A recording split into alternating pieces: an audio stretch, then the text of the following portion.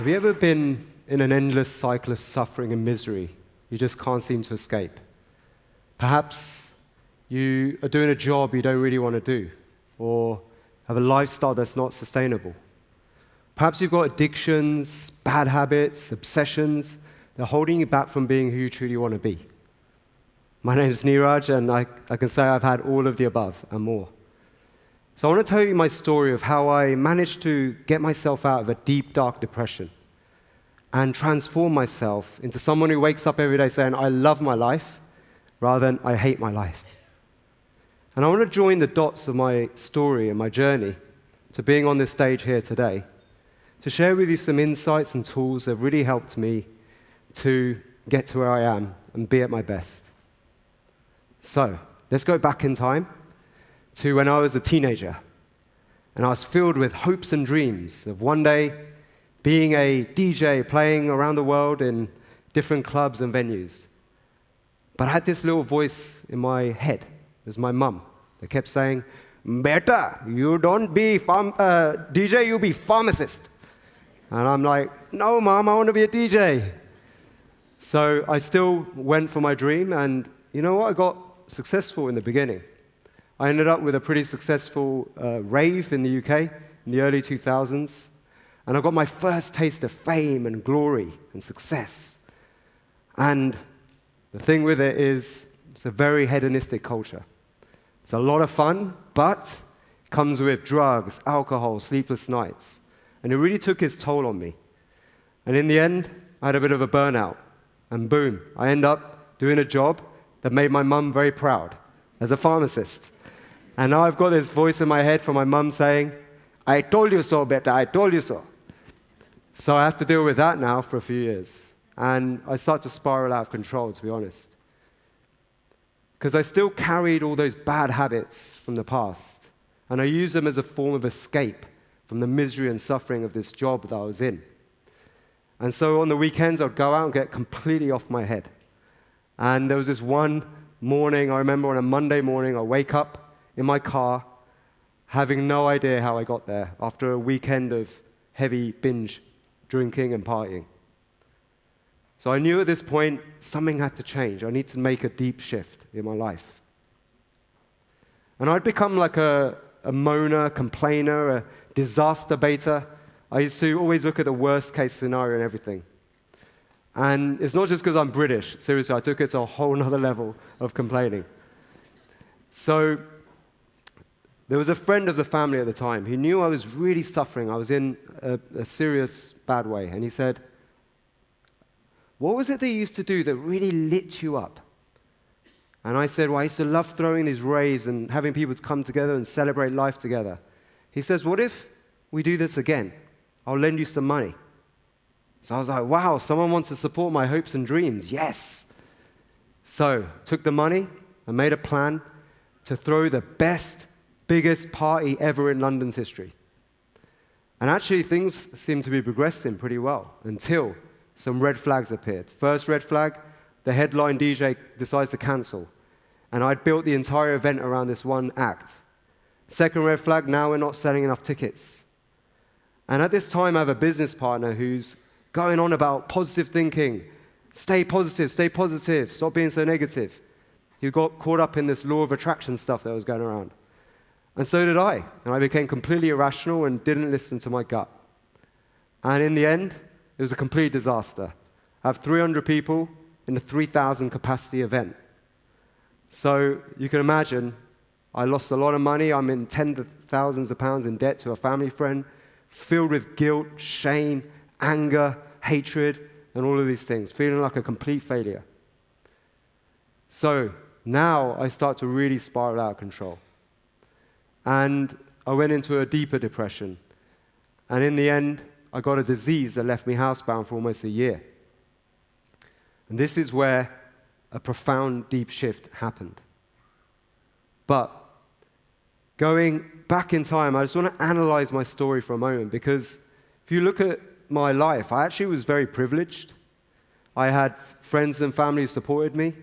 I had money. I thought positive.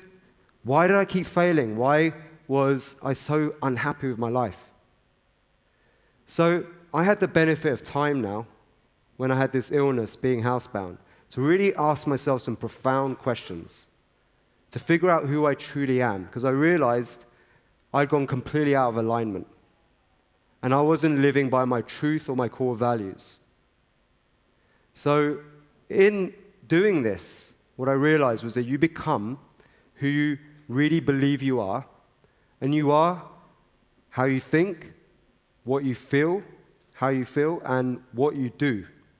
And this is related to your mind, body, and spirit. When you create an alignment with all three, magic happens. You get into this state I call flojo.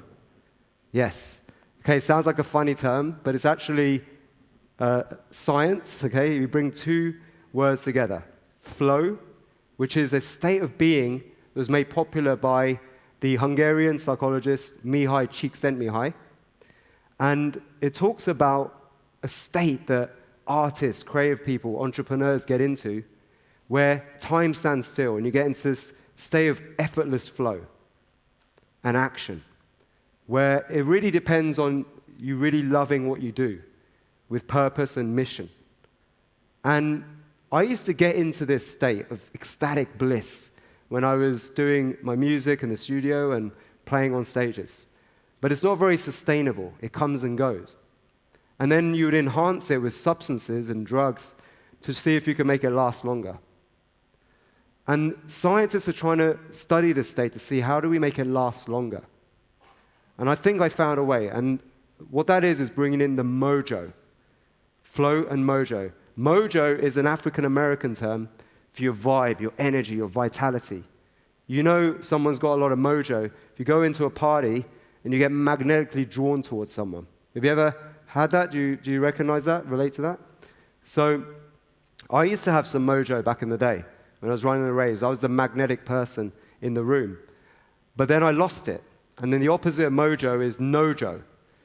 It's true. It's a real word. And it's when you don't have any vibe, don't have any energy, and you actually repel people rather than attract them. And that's what I turned into when I was working at a job I didn't want to do. And when I was hammering the alcohol and drugs, and you lose it. You lose that vibe very fast. So I had to get into this state again, but in a sustainable way. And the way I found to do this was with the breath work. So with breath work, we can create an alignment between your mind, body, and spirit. Because your breath has something to do with each one of these. So let's talk about the mind for a moment, how you think. So the aspiration of yoga, where a lot of breathwork techniques come from, is chitti vritti nirodha, bring tranquility to mind, right? Peace to mind. And I really wanted to have peace of mind rather than all the crazy addictions and obsessions of the past. But what these Eastern traditions also say is that it's very foolish to control the mind through just the mind. It's actually much smarter and wiser to control the mind through the body, the soma. That's right. And that's how you feel. And with the breath, you can change your state very quickly, within minutes. In fact, to get on stage here, to not be nervous, I was just doing an exercise at the back. So we can really influence how we feel through the breath alone. And this can help bring peace to mind. And then we get a mind-body alignment.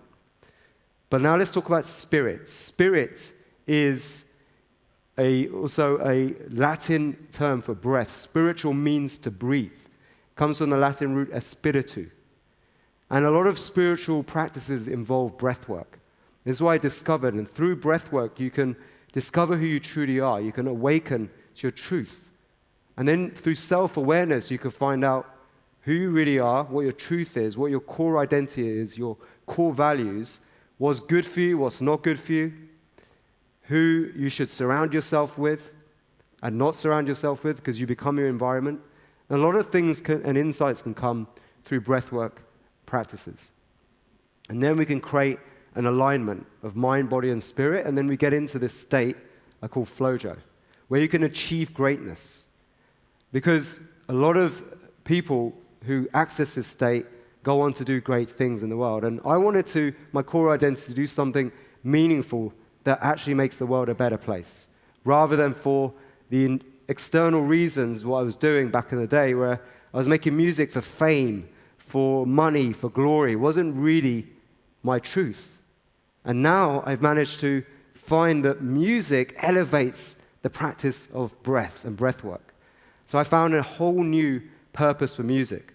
And I started to share it with other people. And I started to get amazing feedback from others who were getting into the state of flow and mojo together. And that helped me to create a new fulfilling passion and career for myself, which has now attracted Cambridge University who are studying my techniques. But it's also got the attention of some of the top DJs in the world who are also using my music in clubs around the world to get people to dance and celebrate life. But they're also adopting my methods to live more sustainable lives because that DJ lifestyle is pretty hardcore. So, I'm hoping by joining the dots of my journey, this might inspire you. And I want you to reflect and see that sometimes good things lead to bad things lead to good things. But through the breath and really getting into these heightened states of awareness, we can transcend this constant swing from light to dark and know that this is always the natural ebb and flow of how the universe is. And when we can come to terms with that, we can be at peace. Peace with the past, peace with the future, and with the present. So, I thank you very much. Peace.